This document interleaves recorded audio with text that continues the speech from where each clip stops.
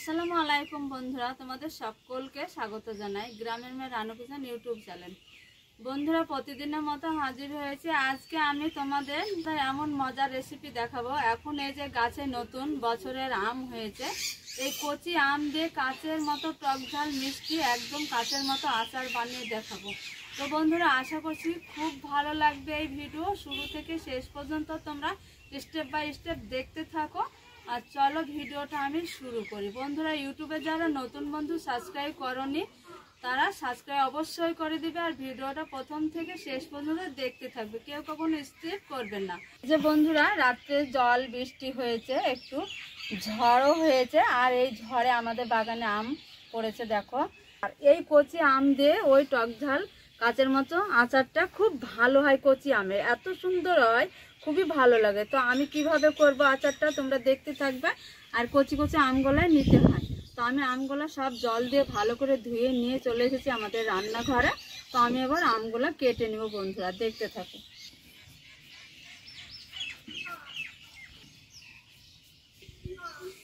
তো বন্ধুরা, এই যে আমটা ছিলে নিয়েছি।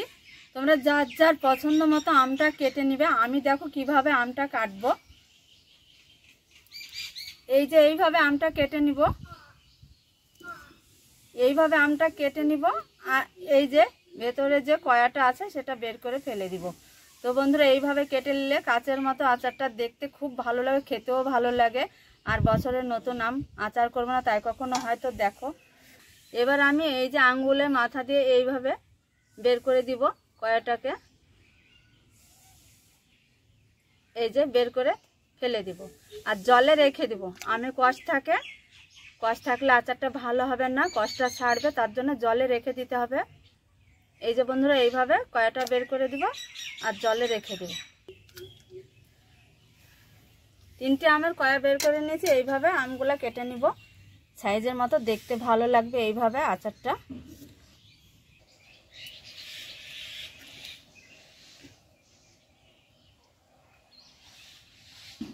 এই যে এইভাবে বের করে ফেলে দিব।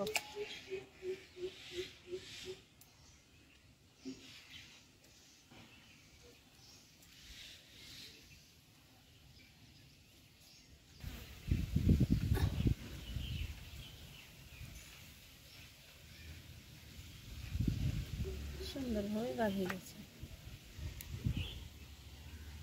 আমের খোসা ছাড়ানো হয়েছে। এবার জল দিয়ে ভালো করে ধুয়ে নিব।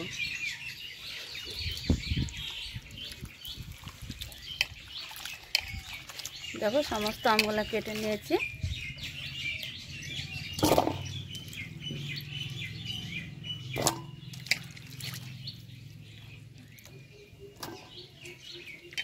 আবারও জল দিয়ে দিব।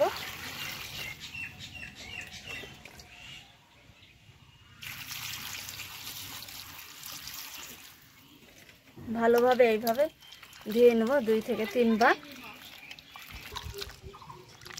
তো বন্ধুরা, চুলার মধ্যে একটা কড়া দিয়ে দিয়েছি আর চুলাটা ধরিয়ে দিয়েছি। তো চলো আমটা ভাপ দিয়ে নিব জল দিয়ে। শুরু করে গরম কড়াই এইখানে মেথি নিয়েছি, আর এইখানে মোহরি, দারচিনি, ছোট এলাচ, লবঙ্গ, গোলমরিচ এই যে এই বাটিতে আছে।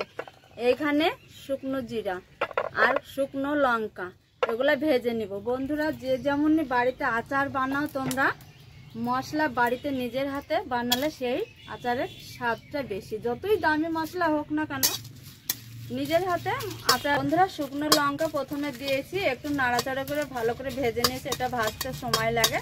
এবার দিয়ে দিব এক এক করে মশলা। জিরে, মেথি, মশলাটা ভালো করে ভেজে নিব। একটা দারুণ সেন্ট আছে। নিজে মশলাটা হাতে বানাই, কিনা মশলার থেকে এই মশলাটা বিশাল স্বাদ, আচারটা খুব ভালো হয়, টেস্টি হয়। তো মশলাটা আমার ভাজা হয়েছে, এবার আমি ঢেলে নিব। কড়াই দিয়ে দিব নরমাল জল। আমকে ধুয়ে ভালো করে 2 থেকে 3 বার ধুয়ে নিয়ে জল দিয়ে ভিজে রেখে দিয়েছি। যদি কষ থাকে সেই কষটা চলে যাবে, তার জন্য। এবার ভালো করে ধুয়ে আবারও গরম জলে এবার দিয়ে দিব আমটা।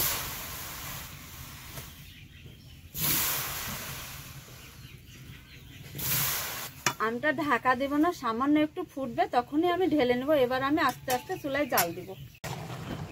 বন্ধুরা আমটা জলে সেদ্ধ করতে দিয়েছি, আমটা সেদ্ধ হয়েছে, বেশি সেদ্ধ করব না, ফুটেছে, এবার নামিয়ে দিব।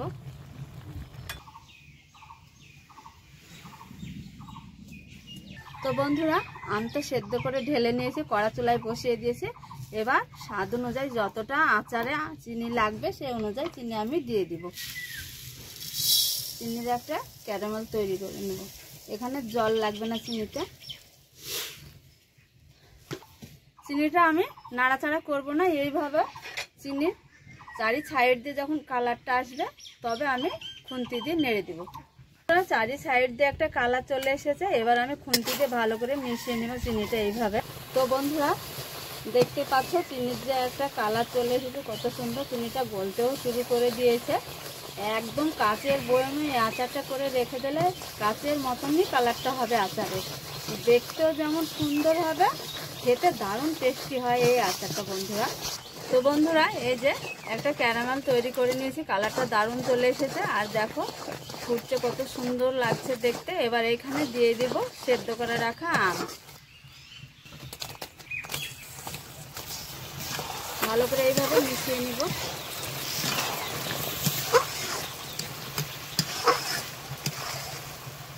এবার এইখানে স্বাদ অনুযায়ী লবণ দিয়ে দিব। স্বাদ অনুযায়ী লবণ দিয়ে দিব। এবার চুলাতে আস্তে আস্তে জাল দেবো আর এইভাবে নাড়াচাড়া করে মেশাতে থাকবো রসটা যতক্ষণ না মরছে। তো বন্ধুরা চলো এবার মশলাটা গুঁড়ো করে নিব। তো বন্ধুরা এইখানে মশলাটা আমি মিহি করে গুঁড়ো করব না, আধ গুঁড়ো করবো, গালে যাতে পড়ে, খেতে খুব ভালো লাগে মশলাটা গালে পড়লে। আচারের কালারটা দেখো কত সুন্দর, দারুণ হয়েছে।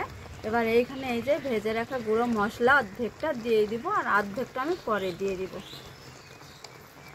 অবশ্যই তোমরা বাড়িতে এইভাবে মশলা তৈরি করে দিবে, আচারের স্বাদটা খুব ভালো হয়, টেস্টি হয় আচারটা। তো বন্ধুরা এই যে বাকি মশলাটা দিয়ে দিয়েছি আচারে, দিয়ে এইভাবে এবার খুন্তি দিয়ে মিশিয়ে নেব ভালো করে। আর দেখো দারুণ হয়েছে, আচার দেখে জিভে জল আসবে, এত সুন্দর আচারটা হয়েছে, দারুণ একটা সেন্ট এসেছে। বন্ধুরা দেখতেই পাচ্ছ একদম কাচের মতো কালার হয়েছে, দেখতেও দারুণ লাগবে, খেতেও দারুণ। তো বন্ধুরা আজকে আমাদের টক ঝাল কাচের মতো একদম আচার পারফেক্ট ভাবে রেডি হয়েছে। তো চলো তোমাদের খেয়েই বলবো যে আজকে আচারের স্বাদটা কেমন হয়েছে। দেখো বন্ধুরা আচারটা, না বাবা বুঝেছ। তো বন্ধুরা কি বলবো, টক ঝাল মিষ্টি কাচের মতো আচার খেতে দারুণ হয়েছে। এইভাবে চেটে পুটে আঙ্গুল দিয়ে খেতে হয়, তবে স্বাদটা বেশি পাওয়া যায়। দারুণ লাগছে খেতে বন্ধুরা। এবার আমি একটা কাচের বয়ম কৌটোতে ভর্তি করে রেখে দিব আচারটা। এখন আম বছরের প্রথম আম দিয়ে আচার, সব রকমভাবে আচার করা যায় বন্ধুরা। তো এইভাবে করবে, একবার করে খেয়ে দেখবে। তো আশা করছি তোমাদের খুব খুব ভালো লাগবে আজকের ভিডিও। তো বন্ধুরা ভালো লাগবে তো তোমরা লাইক কমেন্ট শেয়ার করবে আর অবশ্যই সাবস্ক্রাইব করবে চ্যানেলটাকে, নিত্য নতুন ভিডিও আমার চ্যানেলে পেয়ে যাবে। তো বন্ধুরা আজকে ভিডিওটা এই পর্যন্ত, এইখানে শেষ করছি। দেখা হবে পরবর্তী ভিডিও নিয়ে, ততক্ষণ তোমরা ভালো থাকো, সুস্থ থাকো, তোমাদের টাটা।